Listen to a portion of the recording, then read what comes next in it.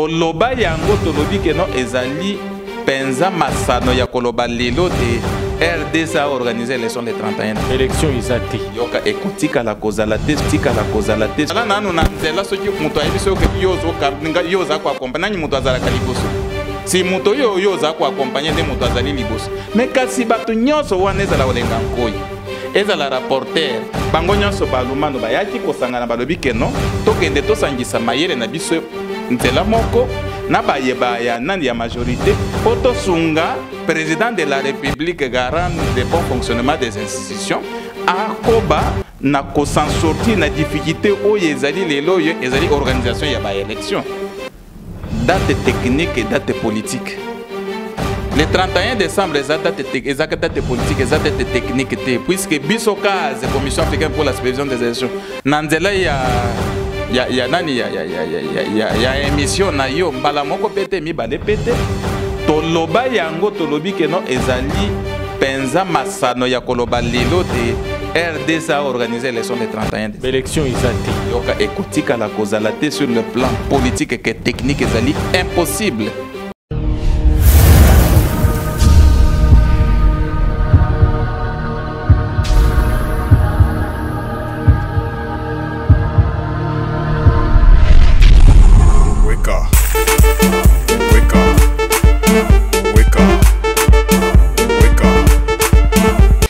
Très chers internautes, bonjour ou bonsoir, tout dépendra de l'heure à laquelle vous aurez à suivre cette émission. Toujours, Toyib Sabno, matière et information, Vision Plus Télévision, nous sommes le #1 en monde, il y a chaîne en ligne. Lelo, toujours dans le cadre de l'Isolo Nabiso, Toyekoluka Mwanamboka André Kiomba, Azali, coordonnateur de la Commission africaine pour la supervision des élections.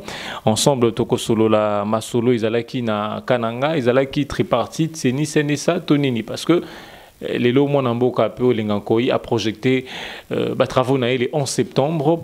Alors on se demande, confusion et koti, et zalaki travaux préparatoires. Tonini, Bazakoloba, langage mon côté. Yango Tuekukuta Mwanamboka André Kiomba, ou Azalaki Bongo na travaux ya Kananga. Pe akobete la biso di solo, le lengeni ni travaux na et se déroula qui pe Barboutisaki na nini. Mwanamboka André Kiomba, bonjour et bienvenue. Bonjour, monsieur le journaliste. Alors, moi, André Kiomba a annoncé une introduction dans le lobby. Tout cas, moi, Namboka Coroné Nanga, le 26 août passé, la tripartite na Kananga, et on était surpris que tripartite et Bongomaki, travaux préparatoires, au président du Conseil national a suivi à Lengankoi, a participé à Kikoutoute, et directement, il a convoqué travaux na tripartite le 11 septembre. On se demande, et mon amboka André Kiomba, qu'est-ce qui se passe justement? Bon, ndeko, il faut tozala na bosembo na masoro na biso, puisque ceux qui to komi kokotisa lokuta, pour na kotalisa te tozali na solo pendant que tozo kosa population ezali malamuté.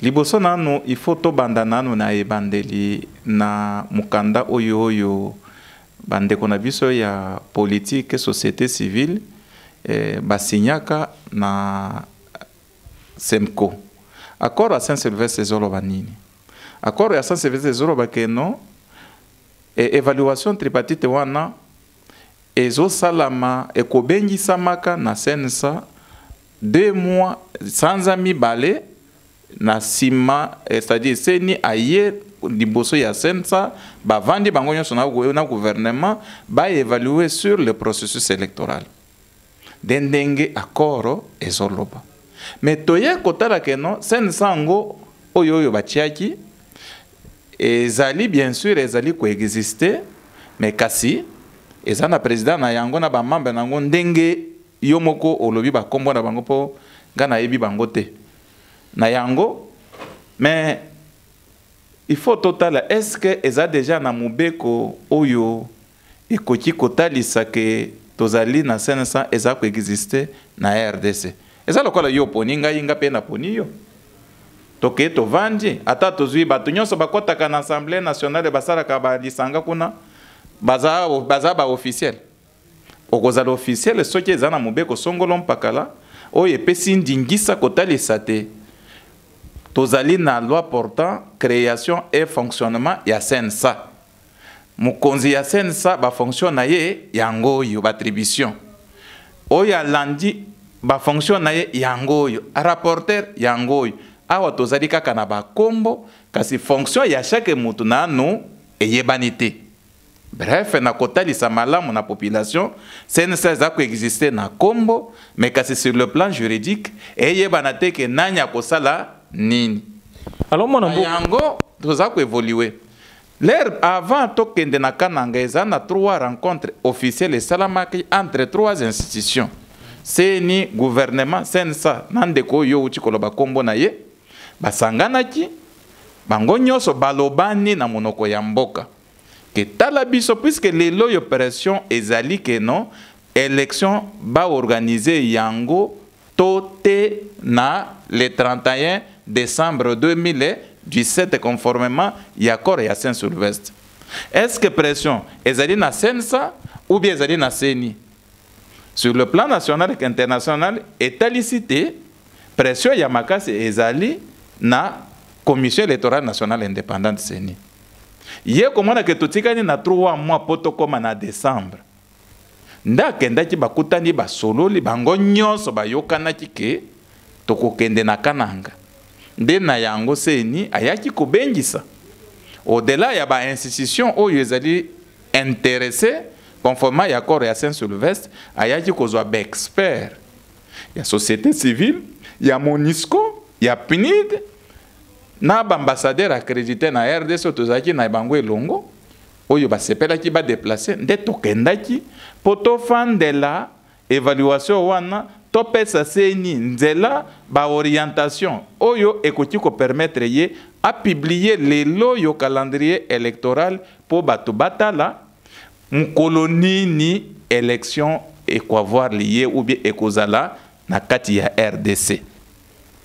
Na yango le biso tokomi wana tosali musala ezali ki réparti c'est-à-dire na ba commission minei c'est-à-dire commission ya liboso za commission oyo etalis e banda kotala makambo etali mibeko oyo eza longobani na bobongisi maponomi na kati ya RDC. Commission juridique et opérationnelle. Opérationnelle misala oyo esalamaka liboso ya ba boso élection ezala mukolo ya élection pesima ya élection. Nde tozwaki liste ya misala nyonso mibeko nyonso oyo ezalaki kotalisa te e banda ko poser obstacle pour na organisation ya élection nde topesaki tosengaki ke non il faut ba revisiter loi électorale pour na kolongola mubeko oyo yebomisaki batu le 18 janvier oyo bandeko batiaka na kati wana te pona kosala maponomi ou bien pona ko répartir ba siège ba bibonga ya ba député national elongo bani kosalela yango kotalisa na batu nyonso oyo bazali na kati ya mboka c'est-à-dire recensement administratif. Dena yango tout le monde a dit que non mubeko lokola ezali ko exister kanando ba changer yango te il faut sikoyo kosenga ba bongisi mibeko ya mboka na biso c'est-à-dire ba député nationaux na ba sénateur bakoka kozongela mubeko oyo ya loi électorale pour ba changer yango ba pesa ndingisa na seni akabola batu oyo basanrole kotalisa bibonga oyo ezali na kati ya Assemblée nationale pona kozwa sikoyo conscient électoral wepe kosala mubeko oyo ekozala défendu na Assemblée nationale o babengi loi sur la répartition des sièges. Na yango le biso tozwi mubeko wana eza mubeko na talisi mtokomi na makambo ya misala oyo il faut esala mapo maponomi ezala te. Alors, l'air toye kozwa mubeko wana tomoni ke no yango nde ezaki kale ya makasi nde tosengi ba député ke no lokola rentrée parlementaire ezali sika bango batalisa te bapesa kaka priorité na session budgétaire te bakoka kosala effort ya ke no na septembre awa bamodifier loi électorale wana babongola mubeko wana oyo etali maponomi na kati ya mboka na biso po seni akoka kosala d'abord pas ya liboso ya ko déposer loi sur la répartition des sièges na gouvernement kende ko défendre yango na Assemblée nationale bongo sikoto leka na étape mususu ya kosomba ba kiti sensible non sensible, c'est-à-dire impression ya ba nani ya convocation des scrutins ba l'air ba ko convoquer élection ba bengisi maponomi to ba ko enregistrer ba député oyo bato ba ko linga kozwa ba députés nationaux ba ko ya siko ko se faire enregistrer na seni na simana yango ba ko sala commande ya bulletin de vote ba ko senga yirne isoloir ainsi de suite. Alors aussi longtemps que mobeko na va changer yango te moyen seni akoko ko progresser ezalité wana commission à liboso. Na pese exemple ya mobeko membeko ezaki ebele oto senga kike bakoka ko modifier yango wana nde ezaki lokola kale ya liboso recensement na enrôlement to boyi makambo ya recensement to lingi ba pesa seni ndingisa ya ko repartir ba nombre d'enrôlés no pona kozwa ba nombre de sièges ba ça la référence da ba nombre d'enrôlés plutôt ba recourir na recensement pour recensement wana yango ndezaki kale oyo bato bakufela kina Kinshasa. Alors moi namboka André Kimbana katio malobate tozongi na masolo za ko ebisango lobike oza ko déplorer absence ya soubassement juridique ya Conseil national ya suivi de l'accord. Yozali vice-président à CAS Mokambia Commission africaine pour la supervision des élections. Oyezali institution monene. Comment omiboka ki na masolo na bajale loana aussi longtemps que Olinganko Yemoko a boyko assisté comme président du Conseil national de suivi de l'accord, rapporteur à Kenda Kite, pour ça na lumando ya majorité présidentielle. Comment miboka ki na katia Joana? Ngai ndeko na sepe na mutona wana na miboka kite. Parce que ba força ki yote. Ba força ki ngapete ka Olanda ki mbongo. Koloba mbongo c'est trop fort puisque eloko malonga ezalite nazandenge nazalaki ndenge nazali lelo. Ngai ba bengisi biso lokola ba expert. Omoni biso bato société civile na ngonga moko tomiko saka liboma kolobate muto akoki ko proposer calendrier électoral na seni. Ezali mission na biso te. Mubeko likunzi ezali ko pesa biso ndingisa ko sala makambo wana te. Biso musana biso société tozali ko accompagner nani processus électoral. Toza ko accompagner seni dans l'accomplissement c'est-à-dire na mabongesi maponomi. Alors ndengeni tokaki ko sunga seni il fallait tozali nango lokola boyebi topesiye yesiko yo asali nini asali calendrier électoral nde tosenga yesiko ya sala yango lokola expert yo za malade papa ozana malade oza munganga yo koloba keno lokola mutu wana ye kozwanga na za munganga nakende koswanye ye toyoka nakana yete nakokende tsi mutu wana kokufa. Mais pour le moment, seni azali na kati ya libulu. Seni aye kosenga secours na biso, ba tutozali na mwa boyebi muke ke tokende kosunga ye. De toke kosunga tokende kosunga ka seni toke kosunga mboka. L'air tokomi wan to pese tozali na ngolo kola boyebi. Na makambo etali maponomi po akoka kobimisa calendrier électoral. Natali si on a no pona biso ba société civile. Oyo biso kaze to pona maki lokola expert tokenda ki peta masolo wana. Na oye tali makambo yo lobi keno pona nini yo kokaki ko kende kokweya na jalelo wana bato bakenda ki bazali bato ya majorité présidentielle lumano président kenda kite rapporteur akenda kite mon frère il faut que ça la clair koyebi sa population pour lele est-ce que mukolo alelo na kati ya gouvernement tozana opposition ezalité mon frère yo okoti ko kambanga yo olobakeno ozana oza ko accompagner ngai est-ce que yo soki oza ko accompagner muto okoti ko zana position na yo ou bien ozana position ya muto yo zo kamba zala nanu na nzela soki muto ayebiso ke yo zo kamba yo za ko accompagner muto azala kaliboso si muto yo za ko accompagner de muto azali liboso mais kasi bato nyonso wana ezala olenga nkoi ezala rapporteur bango nyonso balumano bayaki kosangana balobi keno tokende tosangisa mayele na biso nzela moko na bayeba ya nani ya majorité poto sunga président de la République garant de bon fonctionnement des institutions akoba na ko s'en sortir na difficulté o ezali lelo ezali organisation ya ba élection Alors du moment que yo ye ko sangana batu wana ozali lisusu opposante okojola bateke wana ezama nangana zo yebisa yo nde moto moni batu ya opposition ngana mona batu nyonso oyo bakendaki oyo nyonso baye ko rejoindre majorité présidentielle bazaba opposante on a yo na lisanga bonganga ina gouvernement et opposante pas les individus na mona ba individuité nazo c'est une lecture c'est une analyse eza analyse simple obiso tozali ko sala en tant que congolais pe batu batanga.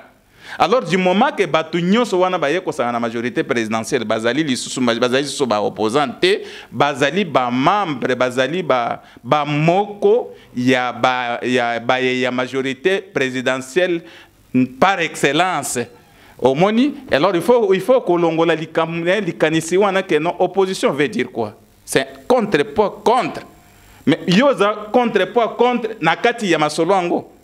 Est-ce que ça a un sens? Ça a un sens c'était baye bazali ya opposition baboyaki bazali banda bazana limité na sans été to mona bango. Donc du moment que bango nyonso bayokanaki gouvernement yo yebsanga siko chibala lokola kenda kite ministre à l'intérieur ake ko représenter ye ezali majorité présidentielle chibala nde ya opposition non longola makanisi papa ezali susute okoki kozala na kati ya okoki kozala opposante en même temps ozana bifteke na monoko.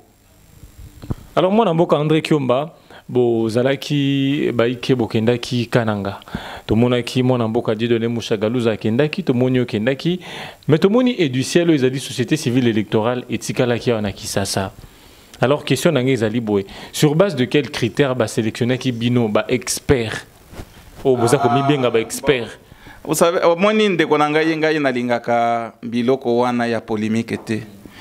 Polémique etongaka te. Na tuni critère. Sur base de quels critères bazwa ki bino? Kasi yango na zo yebisa yo. Et ça d'abord un compétence électorale d'abord. Yo so yo le mona ki no édicel akenda ki to koka musangai. Ngai na zo yebisa yo que édicel d'abord ezalaki consigne ndenge nini pe zo fonctionner. Édicel zo fonctionner na kati ya ba texte zo fonctionner na monoko ya mutute. Et puis, kolobate que la société civile électorale, il n'y a jamais eu une société civile électorale qui a existé. Tozali seulement na ba organisation ya société civile la thématique électorale ndebiso toyebi. Et ça la société civile électorale qui existe. Ça c'est une nouvelle opération et puis c'est normal oh yo benyi la société civile électorale et kendete puisque d'abord na liboso etikala ko exister et puis ezali na personnalité juridique te. Et d'ici les gens qui représentent na vice-coordonnateur porte-parole reconnu na texte ya Ediciel qui est le professeur Kapanga. Azamoko ya ba professeur oyo akoma ebele na makambo etali élection après malumalu ye. Abimisa ko tout des dictionnaires sur les élections. Yo lingyo ibisanga que non un professeur d'université akeko représenter Ediciel a comment ba mikanda ebele lelo swinga na lobela lelo makambo ya élection makambo ya maponomi c'est grâce à Kapanga.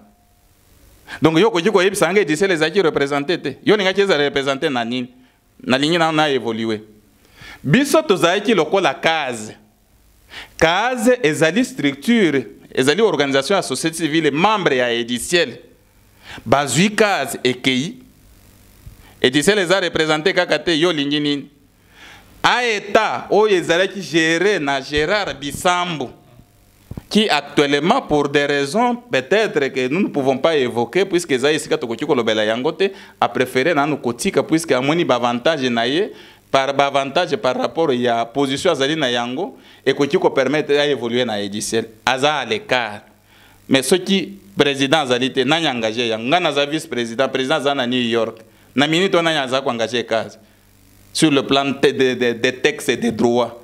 Et Zangayi, Ediciel, ce qui Gérard Azalité, Moutouaza ko engagé Ediciel sur le plan des textes et des droits, Ezali professeur Kapanga. À État, Ezali Eza organisation Yokoki Kotunate agir pour les élections crédibles et apaisées. Vous comprenez d'abord par la dénomination, rien que na kolobela kombo ya organisation za déjà na terme élection.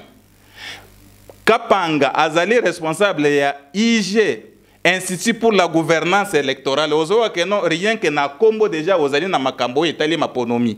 Et puis texte na ye oyo etalisi fonctionnement, c'est-à-dire statut et règlement d'ordre intérieur d'ailleurs la makambo maponomi.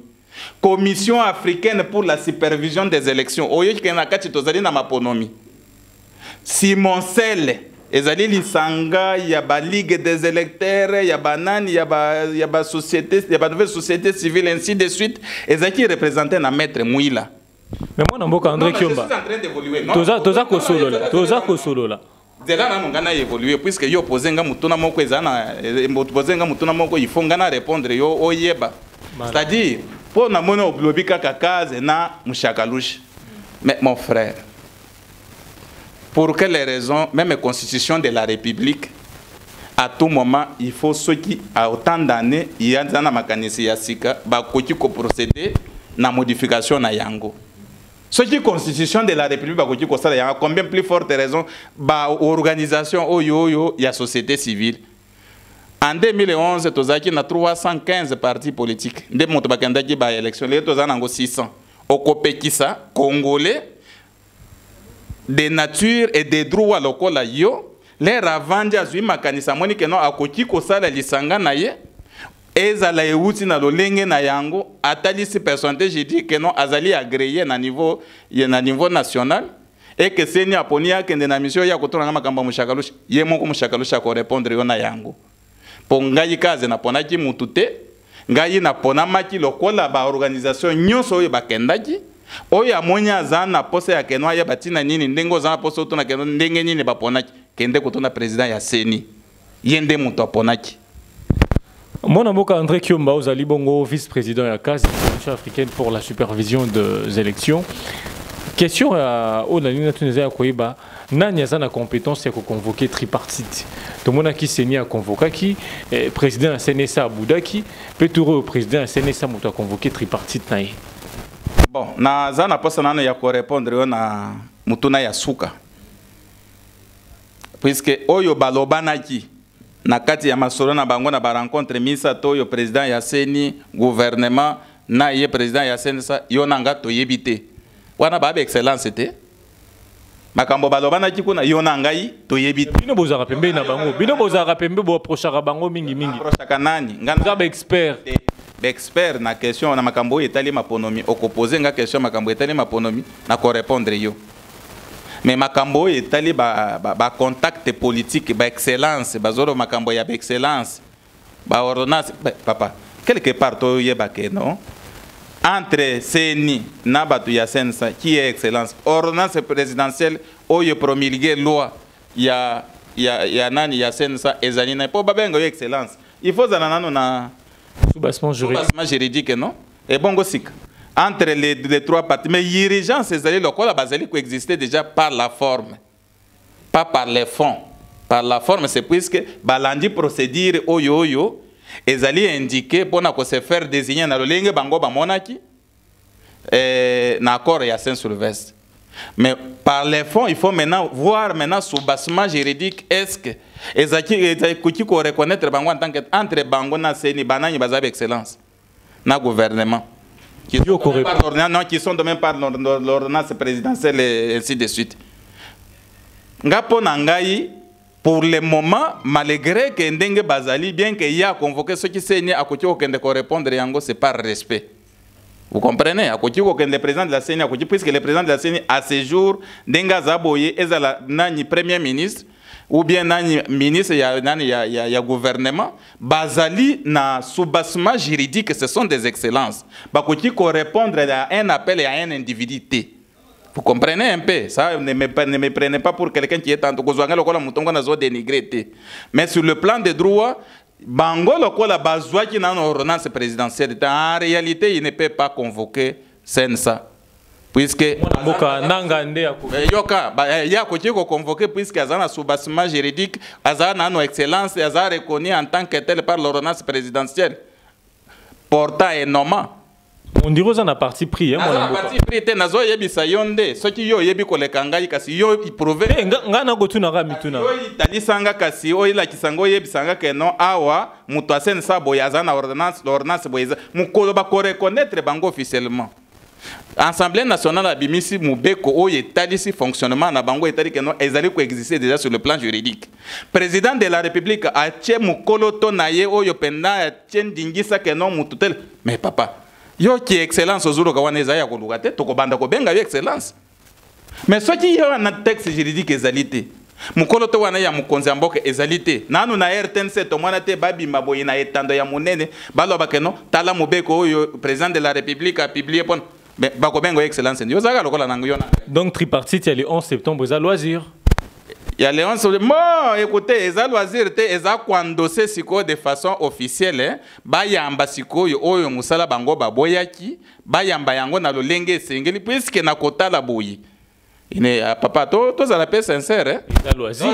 Toka na tika na makambo puisque bomo na musala esalama ki na kana bomo lokola musala moko ya kosakana nango oyebi mituni nezalaki kuna balobi wana etala kaka bino ba clan ya Kabili etalaki bino ba clan ya Kabili bamonaki Lumanu bamonaki Shadari bamonaki nanga o ba kofunda pe nanga ko moto ya majorité présidentielle na bino su basangisa bino batabisi ya Kabili ozo sekisangai ngana kende kozala Kabili ngana zandenga na zauri boy batu ba Kabili bazandenga oyebo ya yambio biro nanga ezo chauffer taba condition na zaleli eza batu bakoloba maloya neza maloba na bango oyebi mutu soki mutu soki azali liboma meya bakateka azali liboma mutu ya kotala nda koloba keno yo azali liboma o comprendre alors soki mutu akoki koloba keno biso tukomi Kabili c'est kazoye makambo azoloba te alors eloko na koki kotalisa eza boye na yusi koyebisa o Kabili na gouvernement na sensa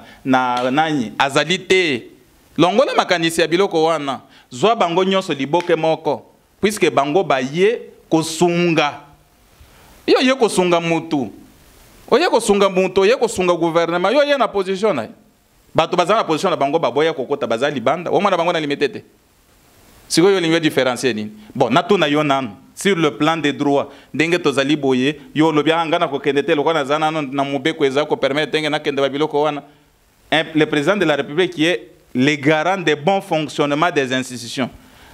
Aye kotala lobi numano kende kuna lokola yoza mutu kwaza constitutionniste otayi yoyibi makambo droit mingi kende kuna azwi ntambo mwamba kende kuna yo Shadari yo mutu tali makambo ya sécurité parce qu'il fallait parler il fallait collaborer makambo ya sécurisation ya processus électoral bazwaki mutu kaka boyite balokoti yo mutu na mutu akendaki kuna azaki na musala oyo ya kendelaki yo boye pona ni ba bien ya professeur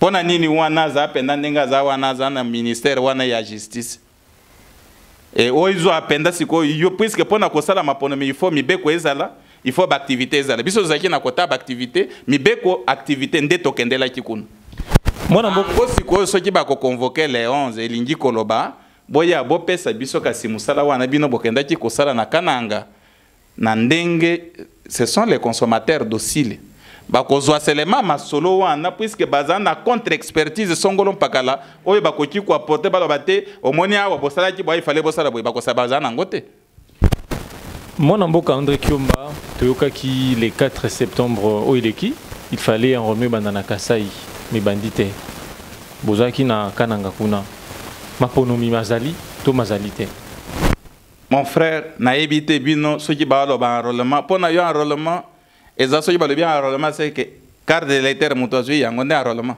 Mais tout n'est parce qu'il y a accord et lobby le 31 décembre, en décembre 2017, il faut élection. Accord et 5 élection. Ce qu'on a lu au Toza Kende, il y a un autre expert en matière électorale. Quelque part, il faut qu'on y ait la différence date technique et date politique. Le 31 décembre, les dates politiques, les dates techniques, puisque Bissoka, la Commission africaine pour la supervision des élections, Nanzela, il y a émission, nayo, mbalamoko pete, mi bale pete, toloba yango tolobi ke no ezali penza masano ya koloba lelo te RDC a organisé l'élection le 31 décembre. L'élection isati. Yoka ekotika la causalité sur le plan politique et technique ezali impossible. De glissement en glissement. Et là, il y a que nos politiciens, il faut vendre la vérité. Pour nini bazo bomba na bilongi. Nani muto akoki koleka oya zana tek a moins nzambe akiti puisque nzambe po ayebi atanga katina suki na biso ya mutu. nzamba koki ko kitelelo alobi ke non ah non bino ba olie boko maboye allez ba to bazali boye baza mutu ya boye oyi bakwaza déjà na mutu ko contredire ye azalité ba ange na ye batikala ko somoka te bakiti bango ba gérer seni bongo siko maponomi et salami le 31 décembre 2017 soki ka pona congolais yo nanga ndenge tovandi boye mai na makila ndenge tozali ko respirer pe na défi logistique oyo ezali na kati ya mboka na biso kozanga musolo na lelo seni bato wana bazana 3 mois d'impayement na bazana mbongo te ka leur bolo ba maponomi faut koyeba ke no maponomi elingi koloba musolo yo ko jiko sala musolo ko jiko sala maponomi sa musolo est-ce que ça na sens pona nini d'abord gouvernement ya liboso elongwaka ekendaki ya matata mponi po akokaka kopesa musolo na seni te asala maponomi. Est-ce que pendant combien d'années, na 5 ans ou 4 ans, totalité, kaka na quelques mois na basanza wana, desiko RDC kwa ko réunir 1 milliard 300 rassemblement de l'opposition balobi tokoki ko sa maponomi na 1 mois. Bon, omoni tozali na état boka na biso benyango République démocratique du Congo. Balobi selon boyebi na bango, bakoko sa maponomi Kabila koko sa maponomi dans 1 mois. Ngai nazana posa ya kokota na terrain wana ya ba crocodile te na ba baleine wana za mai munene na koya kozinda nanga pamba eloko ngana kujiko yebisa weza oyo eloko ngana yebeza ke na mboka na biso tozali na mibeko epesi ndingisa na organe de gestion ya nani oyo eko bongisa maponomi na kati ya RDC ezali seni mubeko puisque bato bazali na pouvoir bazali na devoir et une obligation constitutionnelle ya organiser ba élection pona nini bango nde bazo gérer musolo oyo eza na kati ya mboka mais eloko na yebi ke non opposition a géraka te on comprendre il y a un contrepoids aux côtés de la majorité. Alors, et là, on a dit que c'est le bandeko ya opposition, na ya majorité, bakoka koyokana puisque élection nyonso ezangi confiance. Na bandeko nyonso bazali na kati ya masolo ya maponomi ekendaka liboso te. Maponomi wana ezali esuka kaka na bitumba, esuka kaka na makila. Mais ceux qui balobi que non, bakoki ko organiser élection na expérience na bango na 1 mois. Pona nini ngana koki ko wanga na yango bien na doute yango na compétence wana. Ezali compétence moko ya malamu, mais l'air biso toke évaluation. Il fallait quand même que non aye sala mape awa. Bango lokola bazali bato moko bazali ko compétir na élection. Bazwa mayele oyo bazali na yango. Na bazali contrepoids contre opposition oyo ezali ko gérer nani trésor public. Batali sakeno au lieu bosala tala ba proposition concrète pour na kokoma na organiser élection dans 1 mois. Batali si bayoka na wana za makambo ya bango bato ya mopelangano to boyi biso kokota yangana za mutu ya société civile. Na ndingaka mingi kozala église au milieu du village nazala na couleur songolon pakalate po lelo soki par exemple ozamu panzi ya oyo akwei ngana kotikala oyo akwei ngana kotika na katikati. Alors nazana temps ya kolobate ndenge bango balobi ke no bakoki ko organiser na lipso que tozali République démocratique du Congo. Il y a au moins la démocratie elingi koloba mutu akoki ko za liberté d'expression akoki ko za na liberté ya kokanisa akoki ko za na liberté ya kobimisa oyo ya moni ke no ekoki ko faire avancer mboka. Oloboza société civile kozara l'église au milieu du village mais tango boko kende kananga bamba imboka bako monaka bako kanisa ma mosusu. Bon, omoni na biso balobaka keno malamu ba kosela yo te bakuta yo na mabe mais kasi na muto ya yebi keno soki akanisela kinga bongo atambola bisika bakendaka ba réunion ya nani ya bato oyo bazali na pouvoir so ya kokuta mukolo mususu André Ukaze atia mukolo to na ye na kati to kendaki lokola sosi Jérôme Bosso aza membre ya majorité présidentielle nani maître Mwila aza membre ya majorité présidentielle to kendaki bato ebele oyo bazaki wana to Carlos Mupili to nani bon na éviter c'est normal puisque les lots tokumi ko bengama société civile pro opposition majorité mais longolanga na kati ya biloko wana naza na katikati oyo katatu solanga teke naza katikati. Mwana mboka André Kiomba toza kokoba na masolo na biso tokomi na mwasuka tokolobela matali vote électronique semaine eleki mwana mboka Corneille nanga présentaki ba kit pour na vote électronique oyo ba imboka ba ko telemela MLC telemeli ba parti politique msusu opposition ba telemeli makanisi na yo comme étant expert en matière électorale. Omoni ba biloko mingi ndeko na ngai tozali na mboka moko tozo boya nyonso tozo ndima nyonso ezo yebane te ke tozo kende wapi mais na makambo etali maponomi toyebi esika touti toyebi esika tokomi toyebi esika tozo kende 2006 myonduki ebetaka na mboka na biso awa bandeko na biso bakufwaka mukolo ya publication ya ba resultat wana ya ba maponomi wana 2011 wana kutu koloba te puisque élection ya 2011 ekoki kusunga biso te ke ezala lokola expérience songolo mpakala oyo tokoki kosungama na yango pona bobongisi ya maponomi oyo ekoki koya yango ebengamaki na kombo ya mokuse kawe électoral na yango ndeko na ngai tozalaki na 2006 na pesaka exemple moko ya muke pour comprendre. En 2011, nous avons à peu près 315 partis politiques. Des Moutou, et puis à peu près 25 000 candidatures. Après, il y a des députés nationaux. Dans Simana Yango, c'est qu'on se retrouve dans 18 000 candidatures. Vous comprenez? Bango siko yo bakeyi maponomi. Po na kozwa bibon na bibonga wana 500, to ye kozwa 500 députés wana nyonso ekei. Oyebi likambo nini ezalaki na kati ya maponomi wana? Okomona locataire na retard na nous garantir za lisusu te ya 6 mois 3 mois bailleur na ye tata lopango ye za candidat locataire na retard d'impayement ya ndako azape candidat na maponomi wana na yango ba comment ndenge ni tokokaki kosala d'abord pona kobundisa nano ba candidature fantaisiste ba candidature ya kotondisaka pona kosalisaka l'état kobimisaka l'état congolais musolo ya pamba nde na kati ya boluki puis ekomeme pe na nani na accord ya Saint-Sylvestre lolenge nini bakokaki ko organiser ba élection misato wana epesaki ndingisa na sene aya ba lolenge nini akokaki ko organiser ou bien kosalisa maponomi wana misato oyo elobami na accord ya Saint-Sylvestre. Les lois tozali na combien de partis politiques? Tozali na plus de 600 partis politiques.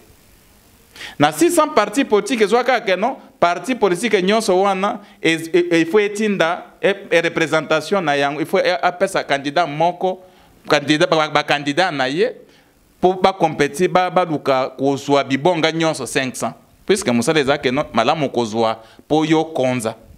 Ce qui est 500 multiplié par 600 partis politiques, moi déjà ma candidature yozali na yango pour qu'on a ko dépouiller. Alors à peu près 300, si nous prenons 500 multipliés, c'est à peu près 300 000 candidatures. Est-ce que koji ko salam? Tozali mboka ya liboso na monde entier oyo ezali na ba parti politique ya mingi koleka. 600 partis politiques pour la République démocratique du Congo moko. Non, tozala quand même sérieux. Ndenda yango ndenge nini ya kotinda batu wana basangana ba parti nde siko se nipo azana mukuwa il fallait siko yoko sala ba pesa proposition oye ba bengi seye ba fixer seye pour fixer seye lingi koloba nini soki mukolo ya maponomi sur 45 millions bato bake ko voter bazali 20 millions. C'est-à-dire parti politique oyo bako calculer ba siège na yo ezali parti politique oyo kokisi ba voix 200 000. Ce qui oza na ba voix oyo ezali na se ya 200 000 bako ko calculer yango te. Wana siko lokola bekozala bongo bato bako kima ko pesa ba kombo bipesela po etondi sa liste oye osimbi bulletin de vote moko eza monene boyi. o komona esika candidat mutu ango ye ko voter ozomona yete neti André Kimbuta na nani kuna na André Kimbuta na corps ya Kodjo ba yebisa yeke no ya kozwa yo zaka na changu ba pesi bulletin de vote ya 50 de pages lukana no kombo na ya mona yango te soki ye moko na no mukolo kombo amoni yango te bongo mutu akoya ko voter ye akoluka ngo lolenge nini na yango nde eyaki kotalisa na biso batu pe expert babengisamaki na musala wana evaluation tolobi keno ba bulletin oyo ya minene soki tozana 600 parties tokozwa bulletin de vote ya mbalo etambusu ya 200 pages to ya 100 pages sika mutu wana zoya ko voter kende kotoka ndenge na zotoka boyo pesi ye boni alors na akopona lisusu na mutu ya kokiko bongisa mboka te akopona biponela lera pointe pointe si la simbinzela akei po yo pesa ki eloko te ndena yango musala pe kozala makasi na ba centre ya compilation de résultats pona ko dépouiller siko ba liste wana to yiko sala 5-6 mois ba 6 mois wana ba 3 mois wana ba toyo bazali na assemblée nationale wana oyo bakoma ba chef coutumier na ba territoire balingaka lisusu te ke mutu mususu aleka député bakozwa misolo oyo bazali na yango na mabenga na bango ba ke 20 000 30 000 apesi mais bato wana bako proposer papa yo ndenge uzabwa na bisia wa osala ba yebiso ke no bakofota yo $1000 omoni mutu aya yebiso ke no mwana est-ce que yo oso somba ndako oso tambola na motoka na mutuka malonga mwana zana mutuka 20 000 30 000 yangoi akosala nini na bamboko ya crise ndenge zali libo est-ce que tokosunga penda seni akosala maponi na ndenge sengeli na yango nde to mona ke no ba proposer sei o na uti ko expliquer ya mibale to ye komona ke no pona kosunga ko sécuriser voix ya électeur ko banda bureau de vote kino na mokolo ba ko publier résultat il faudrait siko to sala yango na lulenge ya lumbango oyo ba bengi transmission rapide des données ko sala mandenge nini po bato baza na mwa confusion ko tala te maponomi oyo tozali tokolobelaka lelo ezali seulement électronique te ou bien ko banga ordinateur te ko sala eloko te ata kutu ko voter na machine wana ezali facile même na mutu atanga te ke koluka ba journal wana ya ba 90 pages ya ba 50 60 pages ba opposition ba leli ba biso ki mboka Kenya o ezali avancé na technologie ba ko boya vote électronique ba bi yango même bango tricherie boni biso RDC mboko yo corruption ezali makasi est-ce que na ndeko na ngai na éviter soki loba ko bosana mais kana no kokota na site otala lolenge nini vote ezo sala makuna vote ezaki manuel eza électronique te okomona ba voter pour to bazaki soki na 5 ou 6 votes le même jour. Alors, mutu akoza na 5 bulletins de vote mukolo wana aye bapesi akena isoloir akoche mutu na ye akena yirne abwa na chaque yirne ezana couleur ya bulletin de vote o yazali na yango akotisi vote électronique ezalaka bongo te wana ezali vote manuel.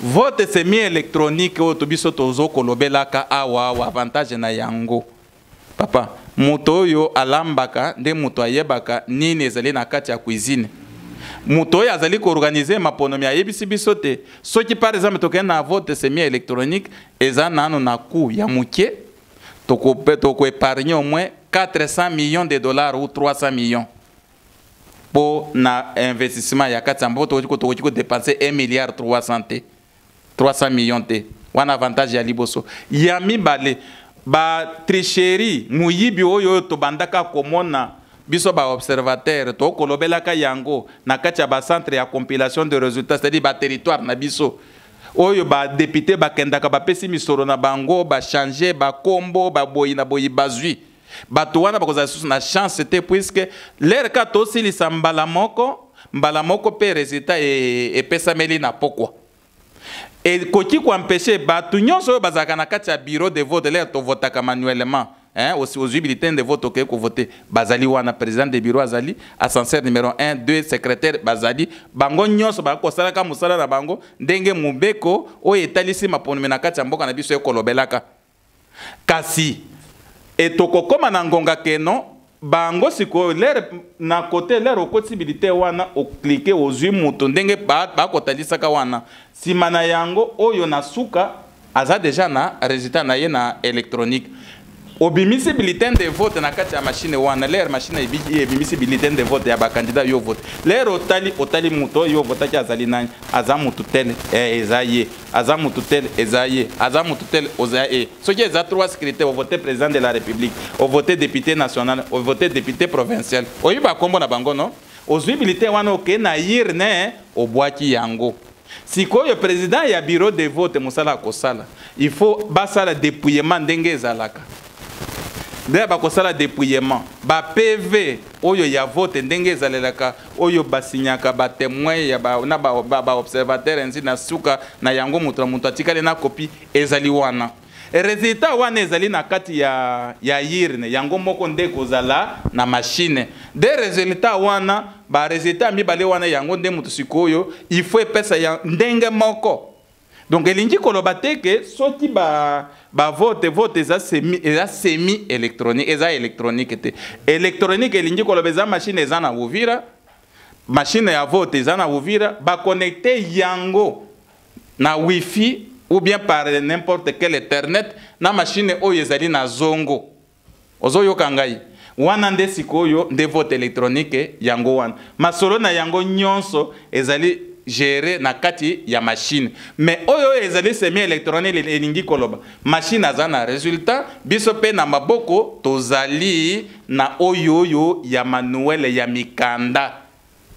Donc soki bako combattre yango papa biso kaze ou biso société civile musana biso za koyebisa bato bolamu mabe bango moko bakopona nzela na bango soki balingi maponomi oyo pende kozala ke no dépouillement esali 3-4 mois durant mais nambanzi bato bazana mbongo mingi lelo ya bakosomba bavoi wana ezali bato bazana pouvoir oyo bazana na assemblée nationale po bango bakokita kuna 30 000 20 000 akomi député l'état yo même si yo zalaki ainsi puisque mbongo bazali na yango yo ozana mbongo ko bimisa ba témoin na ba bureau nyonso te bango bapesaka yo ba preuve na yo ya keno ba votaki to ba votaki yo te mais moyo yo bakokaki kosungama ezanzela ya transmission rapide ya ba données électorales ce qui balingi te ya biso nini papa. Voilà, na malobana neto sukisi masolo na biso ya lelo balandi ya Vision Plus Télévision chaîne ezamoko en ligne bana poto botaraka lelo tozaina mwana mboka André Kiomba tolobeli masolo ya tripartite seni senesa pesi position na pesi ba différentes analyses na en tant qu'expert électoral mwana mboka André Kiomba merci à kozala moko ya biso na tondi pe bino mingi bandeko na ngai. Bon, on a Masolo toujours que se poursuivre na www.visionplus télévision. Donc, au prochain rendez-vous.